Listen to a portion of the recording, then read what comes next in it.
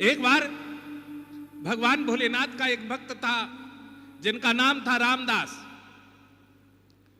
तो रामदास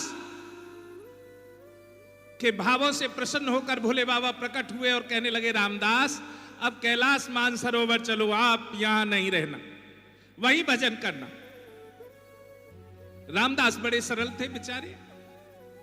रामदास कहने लगे, बाबा चल तो दूं, लेकिन मैंने तो सुनी है कि कैलाश मानसरोवर में बड़ी बर्फ पड़ती है, ठंड रहती है, मेरे पास तो कोई गर्म वस्त्र भी नहीं है, ओढ़ने बिछाने के लिए कुछ नहीं है। भोले बाबा कहने लगे, बड़ा पागल है, अरे मैं अपने त्रिशूल का स्पर्श कर दूंगा, तुझे किसी अन्य वस्तु की आवश्यकता नहीं रहेगी। आप दादा गुरु के बारे में कह रही थी, यदि भगवान कृपा करें, स्वयं सदगुरुदेव पूज्य श्री भैया जी महाराज की सानिध्यता में जिस समय मेरी दीक्षा ग्रहण हुई थी, उस समय मेरे गुरुदेव की उम्र 536 वर्ष थी। दो संत हुए, महाअवतार बाबा जी महाराज और महाअवतार भैया जी महाराज। तो बाबा जी महाराज की परंपरा में लाहड़ी महाशय इत्यादि इन सब का भाव है, और भैया जी महाराज की परंपरा में ये दास है। तो गुरुदेव जब हमें संत दर्शन के लिए ले गए थे, तो एक ऐसे संत के दर्शन किए जिनकी नब्ज नाड़ी बिल्कुल दिखाई दे रही थी, जल की धारा उल्टी बह रही थी, और जिस प्रकार से ये मनी प्लांट होता है, ऐसी एक बेल उनके पास में थी।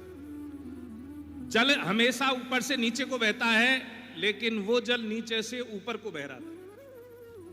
14 वर्ष की अवस्था थी। तो अचंभित हुआ मैंने गुरुदेव से कहा, गुरुदेव यहां तो जल उल्टा चल रहा है, शांत बैठे रहो। हम शांत बैठ गए। तो गुरुदेव ने जब हमें प्रणाम करने के लिए कहा, हमने प्रणाम किया, तब उनकी दृष्टि खुली।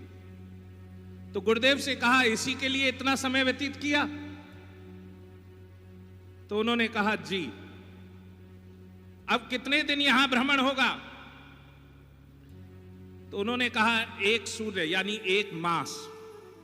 33 कोटि देवता नहीं है, 33 करोड़ देवता नहीं है, कोटि देवता हैं। कैसे हैं? 12 आदित्य, 11 रुद्र, 8 वसु, 1 इंद्र और 1 ब्रह्मा।